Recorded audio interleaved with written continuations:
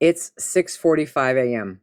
The school bus is coming, and you're staring into the pantry wondering what on earth to pack for lunch. We've all been there. The last minute scramble, the missing lunchbox, the kids insisting that they don't like yesterday's snacks because, well, they changed overnight. But here's the thing. With the right pantry setup, back to school lunches don't have to be stressful.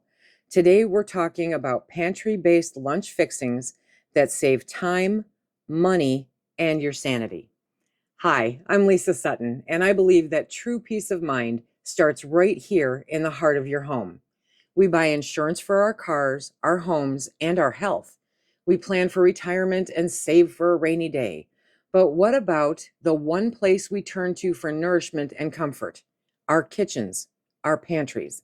This isn't about being afraid or waiting for the worst. It's not about the end of the world as you know it.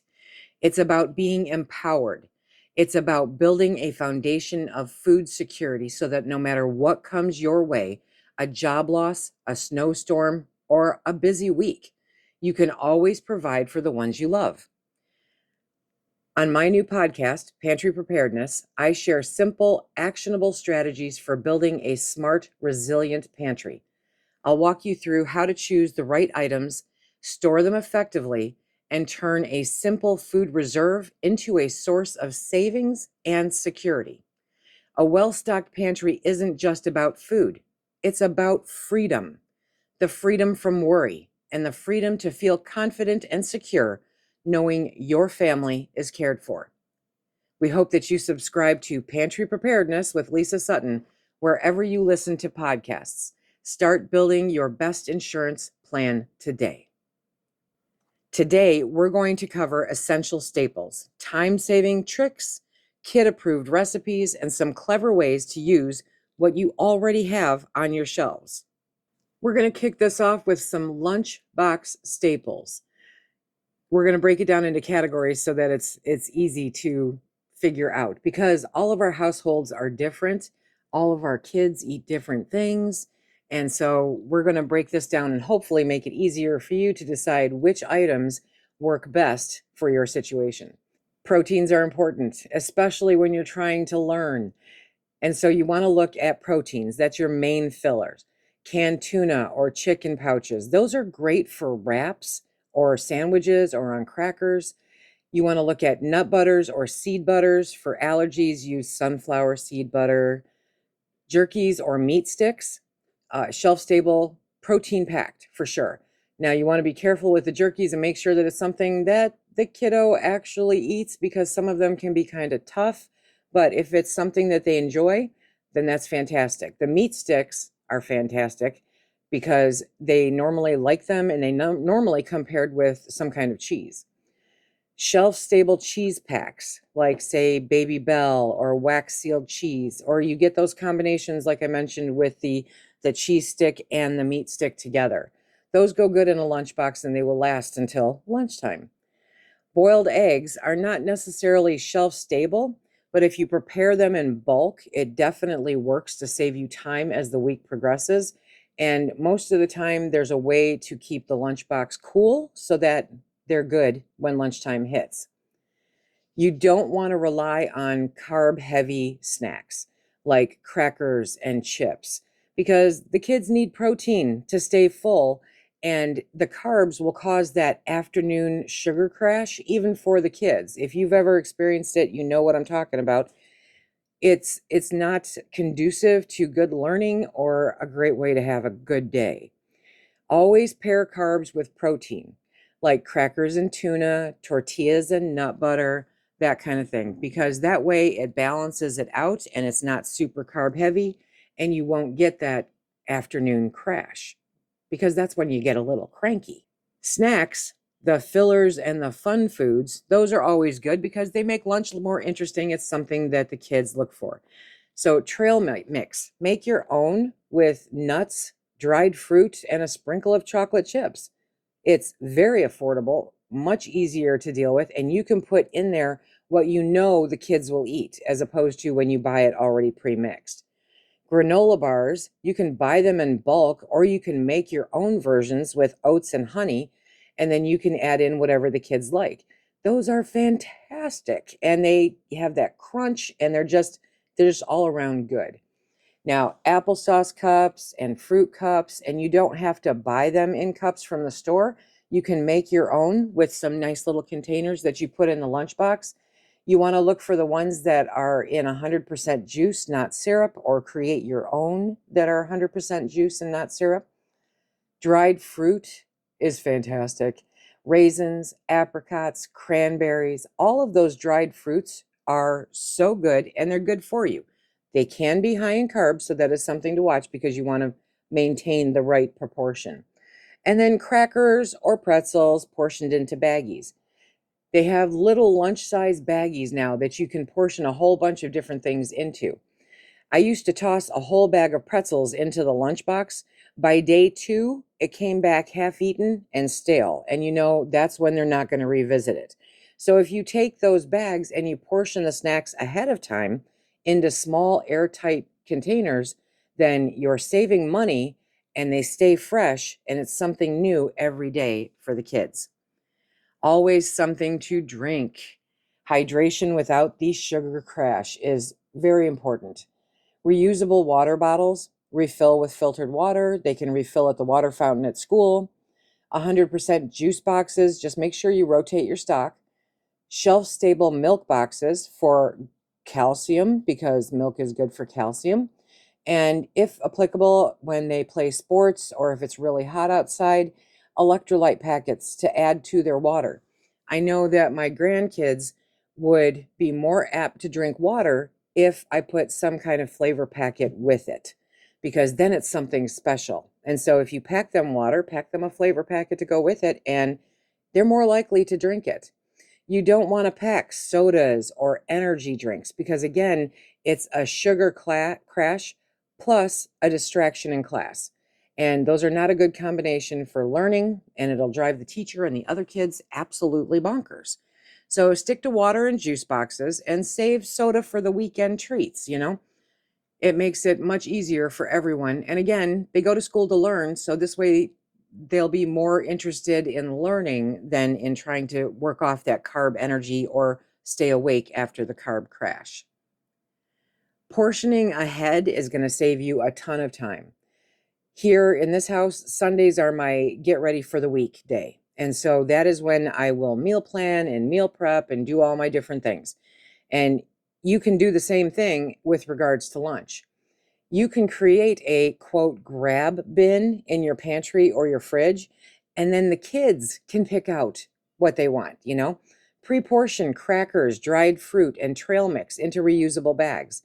Kids can help pack their own lunches from the bins, and that helps take some of the pressure off of you also. Morning chaos, grabbing too much or forgetting items, all taken care of. Use the bins labeled protein, snack, drink, and fruit, and have the kids pick one from each of those bins and put them into their lunch bags. This way, they get what they want. They feel like they have made the decisions and contributed. It has taken something off of your plate, short of a quick perusal to make sure that they didn't miss something that they're supposed to. And it makes it much easier all the way around when you're getting ready. You can have them do it the night before and pack their bags the night before, so it's just a grab and go.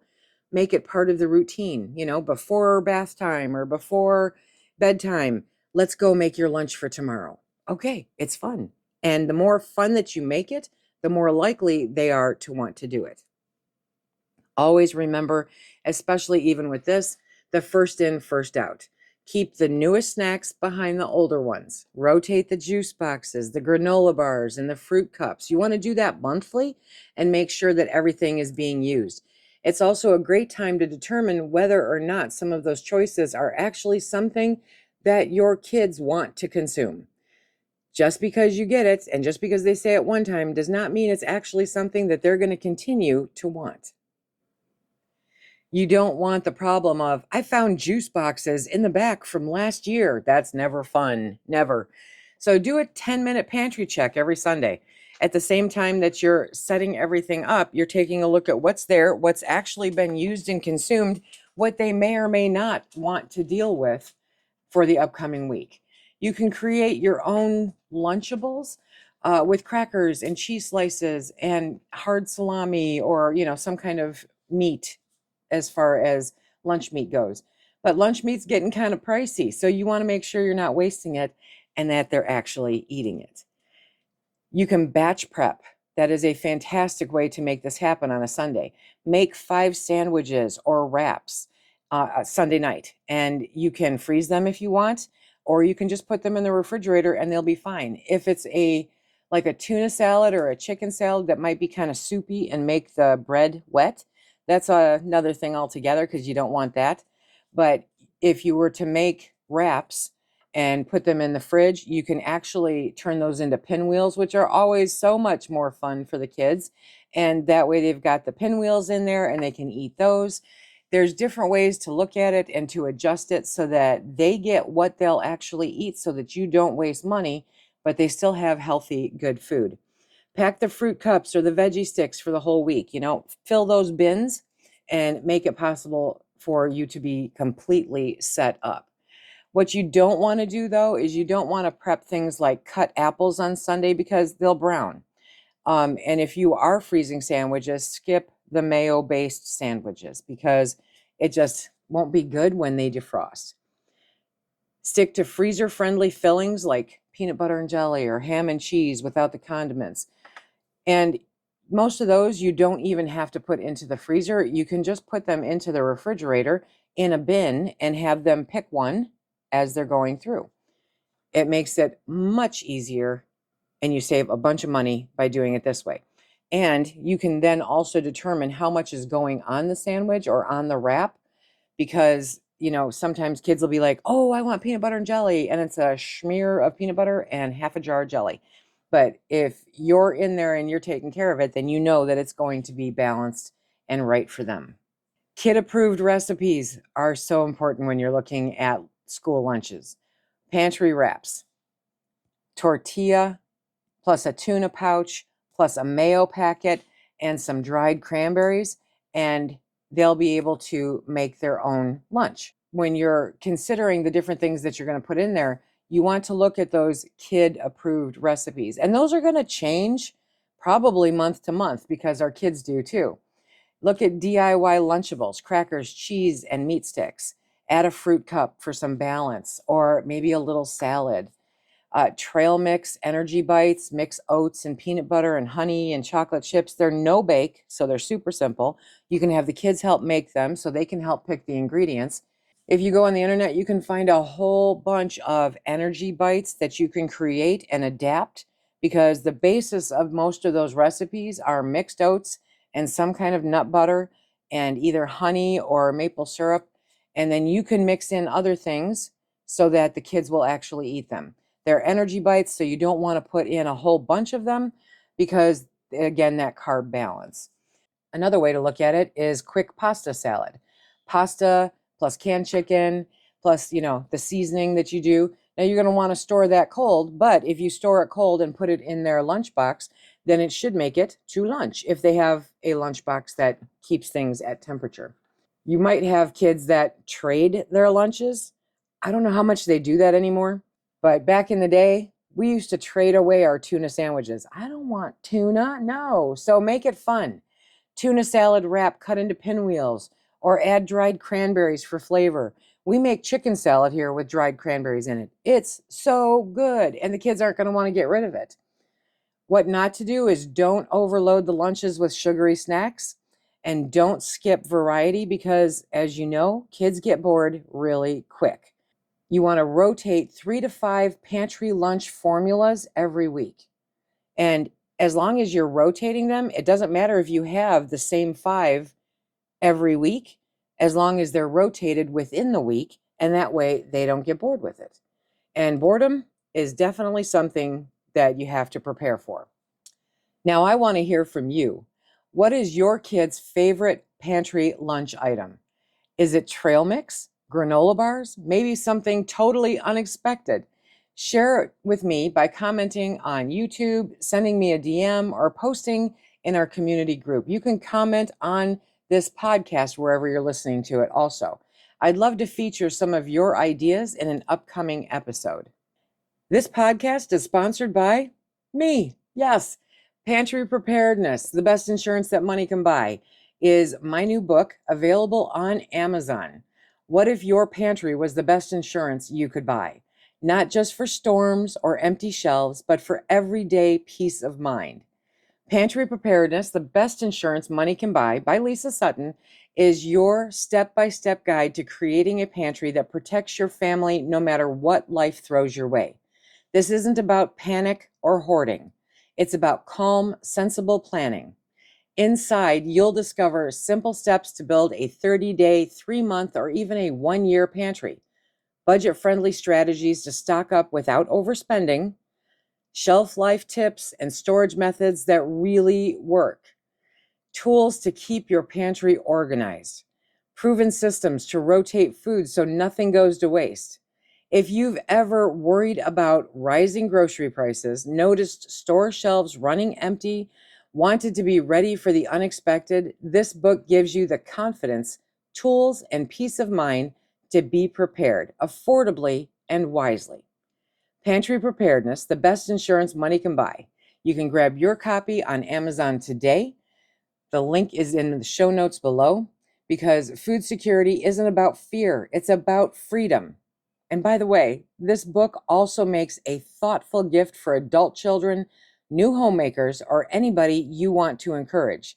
Teaching someone how to prepare is one of the most loving things that you can do. Now, here's your challenge for the week. Stock a full week of pantry-based lunches. Set up your bins, pre-portion the snacks, and try making at least one kid-approved recipe that you know that your kiddos will eat. You'll save time in the mornings, reduce food waste, and your kids will thank you when their lunchbox actually comes home empty. Preparedness isn't just about emergencies, it's about making everyday life easier too. Back to school doesn't have to mean back to stress. With a heat-proof pantry and a little prep, you've got this. And that is it for this week. Back to school lunch fixings from your pantry. I hope that you enjoyed this episode. By all means, feel free to like, share, and subscribe wherever you listen. And until next time, everybody, be safe. Keep stacking it to the rafters, my friends.